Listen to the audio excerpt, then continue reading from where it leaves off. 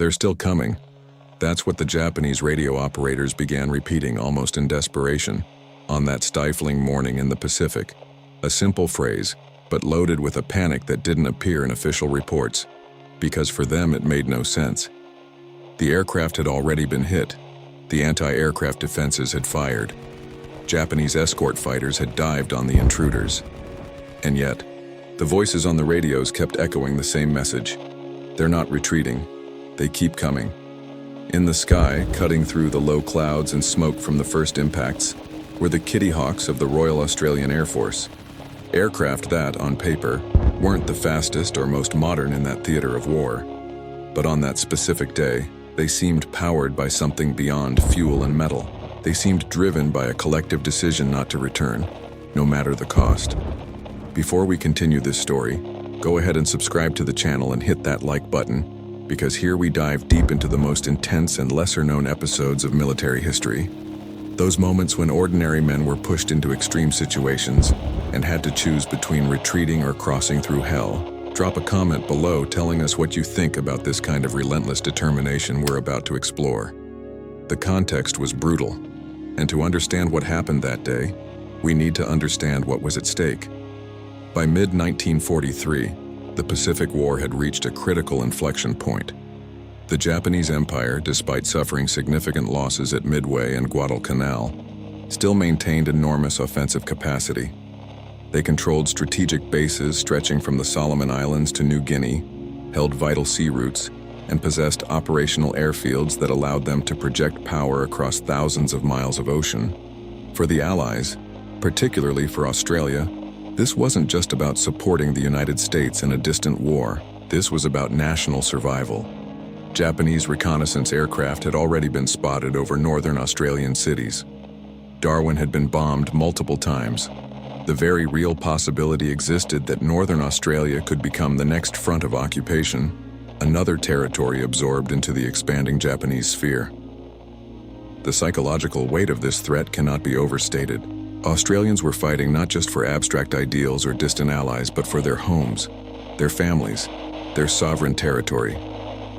The Royal Australian Air Force had been operating under immense pressure since 1941. Their pilots were a mix of peacetime veterans and hastily trained newcomers, young men who'd gone from civilian life to combat operations in a matter of months.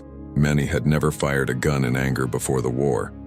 Now they were flying daily sorties over some of the most hostile territory on Earth, facing an enemy renowned for its aerial prowess and utterly uncompromising fighting doctrine. The Japanese pilots they faced weren't just skilled. They were indoctrinated with Bushido principles that made surrender unthinkable and death in combat the highest honor. The Kittyhawks themselves, officially designated as the Curtiss P-40, were fascinating aircraft in terms of their operational reality versus their reputation. American designed and built, these fighters had been somewhat dismissed by European standards. They weren't as fast as the Supermarine Spitfire, didn't climb as well as the Messerschmitt Bf-109, and lacked the raw power of later American designs like the P-51 Mustang. But in the harsh conditions of the Pacific theater, they proved to be exactly what was needed. The P-40 was rugged, almost absurdly durable. It could take battle damage that would destroy lighter aircraft and still bring its pilot home. Its air-cooled engine was less vulnerable to the precise hits that could cripple liquid-cooled designs. And perhaps most importantly, it was available in numbers when nothing else was. The Kittyhawk could carry a respectable bomb load. Its 650 caliber machine guns could shred ground targets, and in the hands of a skilled pilot who understood its limitations, it could hold its own even against the vaunted Japanese Zero. The Zero, the Mitsubishi A6M, was the Kittyhawk's most common adversary and represented a completely different design philosophy. Where the P-40 prioritized survivability and firepower, the Zero was built for maneuverability and range. It could outturn almost any Allied fighter, climb faster, and operate at ranges that seemed impossible for such a light aircraft. But this performance came at a cost. The Zero had virtually no armor protection for the pilot, no self-sealing fuel tanks, and its lightweight construction meant that even modest battle damage could be catastrophic. A few well-placed 50 caliber rounds from a Kittyhawk could turn a Zero into a fireball. This created a brutal tactical calculus. Japanese pilots relied on not being hit, on superior maneuverability and aggressive tactics to overwhelm opponents before they could bring their guns to bear. Allied pilots, particularly the Australians in their Kittyhawks, learned to avoid turning dogfights, instead using diving attacks, boom and zoom tactics, and mutual support to maximize their aircraft's strengths while minimizing exposure to the Zero's advantages. The specific mission we're discussing today took place in the New Guinea campaign, though the exact date and location have been subject to some historical debate, with various accounts placing it at different points in 1943. What is certain is the target, a Japanese forward base that served as a communications relay and refueling point. Now, you might think, why would such an apparently secondary target warrant such a dangerous mission? The answer lies in understanding how the Japanese military operated in the Pacific. Their command and control system was highly centralized, relying on constant communication between scattered island bases, naval forces, and air units. Break that communication network, and you could effectively blind and deafen entire operational sectors. This particular base was a critical node in that network. Intelligence reports indicated it was coordinating Japanese air patrols, directing naval convoys, and serving as an early warning station for Allied movements. If it could be knocked out, Allied shipping could move more freely, air operations could proceed with less risk of interception, and Japanese forces in the region would be forced to operate in isolation, making individual decisions without the benefit of coordinated intelligence. But the Japanese knew this too. They knew exactly how valuable that base was, which is why it was heavily defended. Multiple anti-aircraft positions ringed the airfield, camouflaged among the jungle vegetation. A squadron of Zero fighters was stationed there, with pilots on constant alert. Radar stations, primitive by modern standards but effective enough, provided early warning of approaching aircraft. And the base commander had been explicitly told that this installation was not to fall, that its continued operation was essential to Japanese control of the region. So when the first radar contacts were detected that morning, the response was immediate and overwhelming. Every gun crew rushed to their positions. Every fighter pilot sprinted for their aircraft. The base essentially went from routine operations to full combat alert in a matter of minutes. The Kittyhawk squadron approaching that base was under no illusions about what they were flying into. Pre-mission briefings had been explicit about the expected defenses. Every pilot knew the odds. They'd calculated fuel consumption down to the last gallon, knowing that the margin for error was almost non-existent. They carried a mixed load of bombs and ammunition, enough for multiple attack runs if they chose to press the attack. But that was a big if. Standard doctrine for this kind of mission was simple. Get in, hit fast, get out. One pass, maybe two if conditions were favorable, then break off and head for home before the defenses could properly coordinate. Losses were expected, acceptable even, as long as the target was damaged and most of the aircraft returned. This was the calculus of attritional warfare, cold and mathematical. What happened next defied that calculus entirely. When the Kittyhawks appeared on the horizon, the Japanese were ready.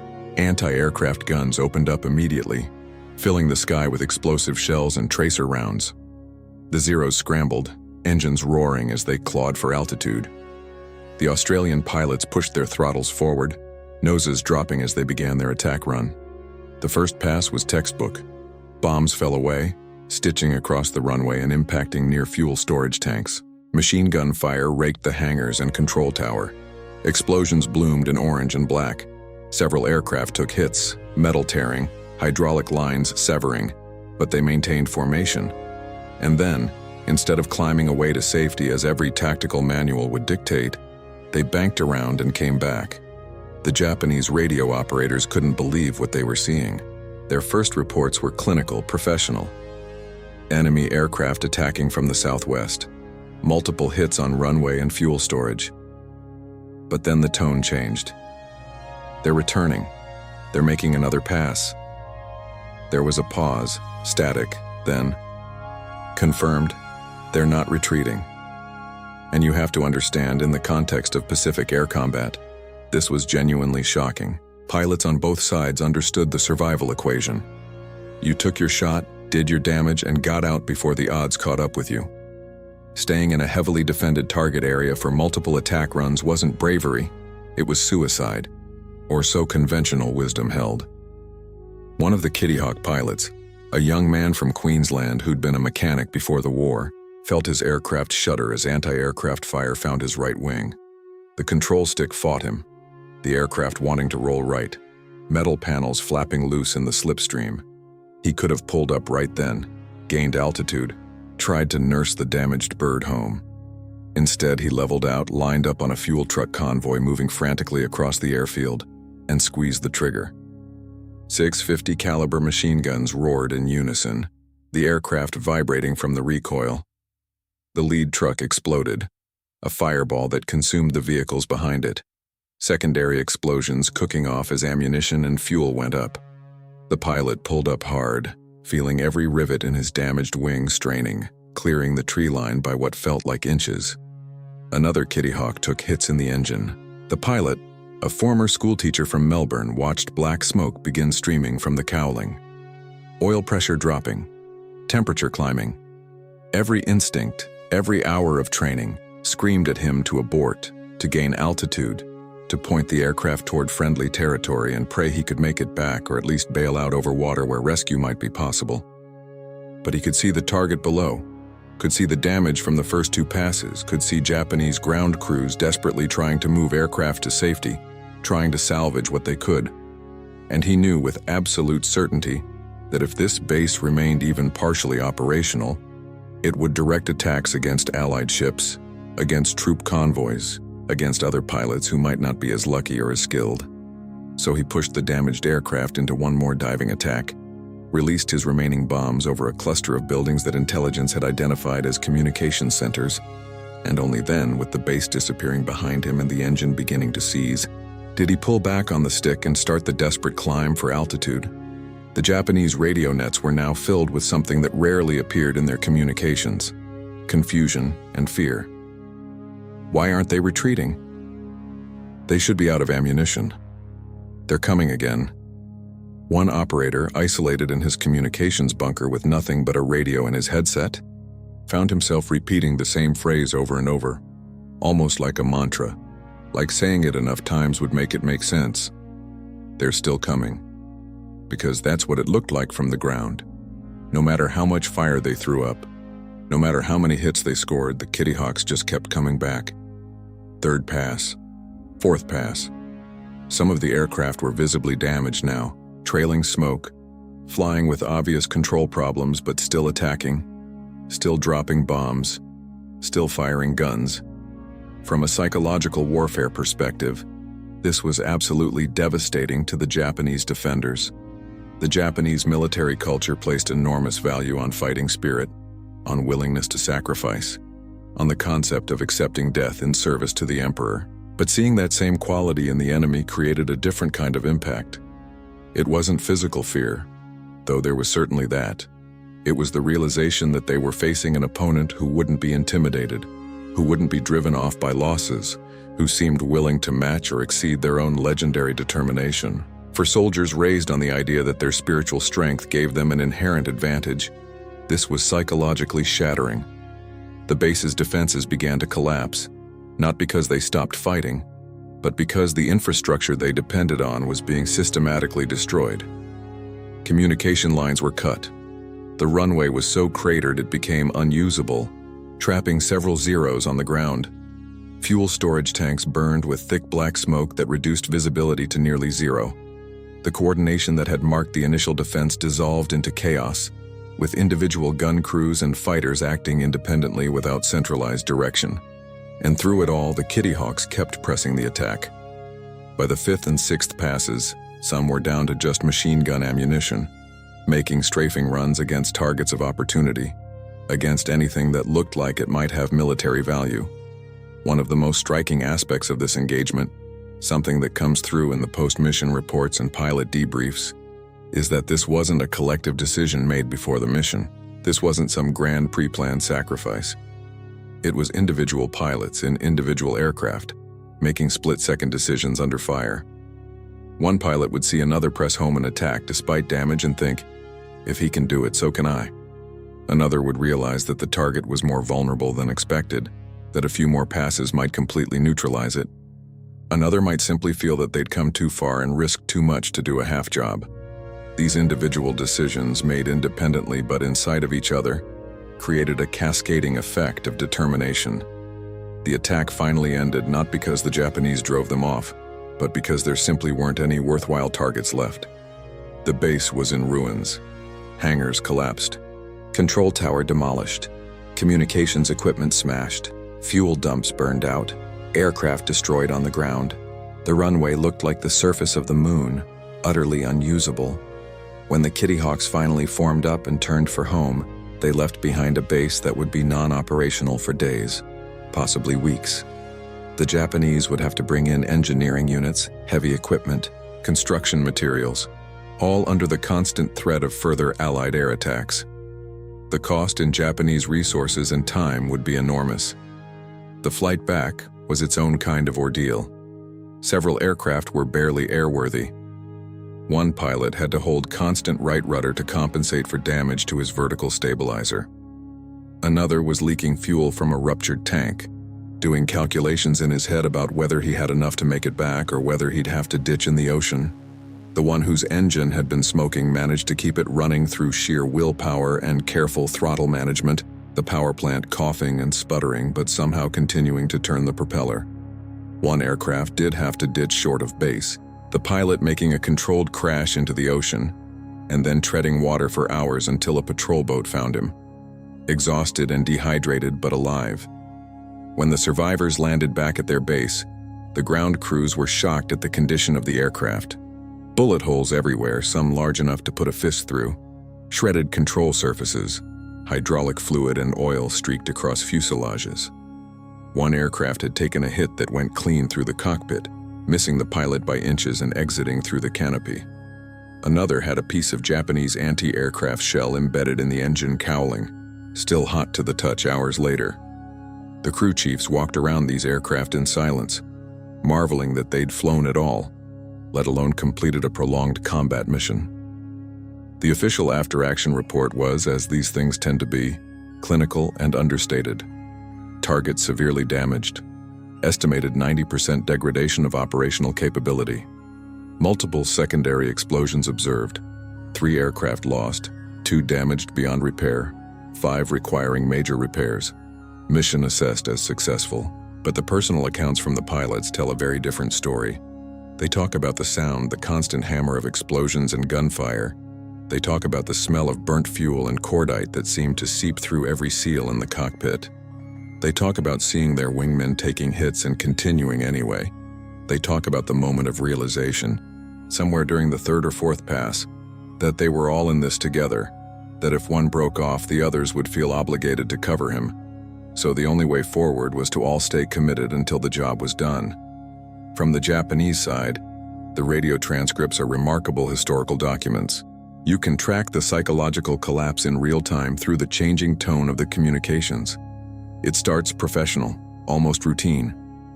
Enemy aircraft attacking, coordinates such and such, altitude such and such. Then it becomes more urgent. Multiple hits requesting reinforcements. Then confusion. They're not leaving. Why aren't they leaving? And finally, almost a kind of resignation. They're still coming. They won't stop. One radio operator in his post-war memoirs wrote that he'd never felt more helpless in his entire military service than during those minutes, listening to the reports, unable to do anything but relay information, watching his base being systematically destroyed by an enemy that simply refused to quit. This engagement, largely forgotten outside specialized military history circles, reveals something fundamental about aerial warfare in the Pacific. It wasn't just about technology, though that mattered. It wasn't just about numbers, though those mattered too. At its core, it was a psychological contest, a test of will and nerve and the ability to function under impossible pressure. The side that could maintain cohesion, maintain aggression, maintain purpose when every rational calculation said to break off and save yourself, that was the side that would ultimately prevail. The Japanese had built their entire military doctrine around this idea, the concept of spiritual strength overcoming material disadvantage. And then they encountered an enemy who could match them in that arena, who could demonstrate the same relentless determination, who could show that individual technical inferiority could be overcome through collective will and refusal to accept conventional limitations. The strategic impact of this single mission rippled out far beyond the immediate tactical damage. Japanese commanders in the region had to recalculate their defensive planning. If Allied pilots were willing to press attacks with this kind of persistence, then existing defense-in-depth strategies might not be sufficient. They'd need more guns, more fighters, more redundancy in their communications networks, all of which meant diverting resources from other areas, resources that Japan, with its economy already straining under the demands of multi-front war, could ill afford to spare. Allied intelligence noticed a marked change in Japanese defensive postures in the weeks following this attack, a shift toward more concentrated defenses and more aggressive fighter patrols, which in turn meant Japanese forces were less dispersed and more vulnerable to concentrated Allied strikes. For the Australian pilots and their commanders, the mission became something of a legend, though one that was quietly handled rather than publicized. The RAAF didn't particularly want to encourage the idea that pilots should routinely press attacks far beyond safe limits. From a cold command perspective, losing aircraft and pilots in suicidal attacks was unsustainable, regardless of the tactical success. But at the same time, the mission demonstrated something that couldn't be taught in training schools or written into tactical manuals: the power of human determination to overcome calculated odds. The pilots involved were quietly recognized, though most of the specific commendations remained classified for years. Several received the Distinguished Flying Cross. One was awarded the Distinguished Service Order. But for the pilots themselves, the recognition that mattered most came from their peers, from the other men who flew the same missions, faced the same risks, and understood exactly what it meant to keep coming back for just one more pass when every fiber of your being is screaming at you to get out. The Kittyhawks themselves, battered and repaired and sent back into action, continued to serve throughout the Pacific campaign. Some of the aircraft involved in this mission flew dozens more combat sorties before being finally retired or lost. They accumulated such extensive battle damage and repair work that by the end of the war, some had virtually no original parts remaining, every component having been replaced at least once after combat damage. They became known among ground crews as the immortal birds, aircraft that should have been written off a dozen times over, but somehow kept flying. If you've made it this far in the story, do us a favor and hit that subscribe button if you haven't already, and definitely smash that like button because it really helps us bring you more of these deep dive military history stories every week. And here's what I want to know in the comments. If you were one of those pilots, having completed your attack run and taken damage, would you have made that decision to turn back for another pass? What do you think was going through their minds? Drop your thoughts below because I genuinely want to know what you think about this kind of impossible decision-making under pressure. The phrase itself, "they're still coming," took on a life beyond that single engagement. It appeared in Japanese after-action reports from other battles, sometimes as a factual description, sometimes almost as a shorthand for a particular type of Allied attack, characterized by unusual persistence. Some Japanese veterans, interviewed decades after the war, would mention it in the context of when they first realized that the tide was turning, that the Allies weren't going to be intimidated or worn down, that this was going to be a fight to the finish. For them, that phrase represented a moment of psychological shift, from confidence in inevitable victory to the grinding realization that they were facing an enemy with unlimited determination and increasingly unlimited resources. The broader lesson here transcends the specific tactical details of one airstrike in one forgotten corner of the Pacific War. It's about what happens when ordinary people are placed in extraordinary circumstances and have to make choices that will define not just their own fate, but the fate of those depending on them. None of these Australian pilots were supermen. They were mechanics and teachers and farmers and store clerks who'd volunteered or been conscripted, who'd been given a few hundred hours of training and then told to go fight one of the most formidable air forces in the world. They flew aircraft that were, by any objective measure, inferior to what they faced. They operated far from home, under conditions that would break most people. And when the moment came, when they had to choose between the safe decision and the right decision, between following doctrine and following instinct, they chose to keep coming. Not because they were fearless, the post-mission reports are full of references to fear, to terror even, but because they understood that some things are worth pushing through fear to accomplish. That's not heroism in the Hollywood sense, that's something deeper and more human and more relatable. That's the kind of courage that says, I'm terrified, but I'm going to do this anyway, because if I don't, someone else will have to. And maybe they won't be as lucky or as prepared as I am right now. Every one of us faces moments like that in our lives. Obviously not usually involving aerial combat and anti-aircraft fire, but moments where we have to decide whether to quit when things get hard or to push through one more time.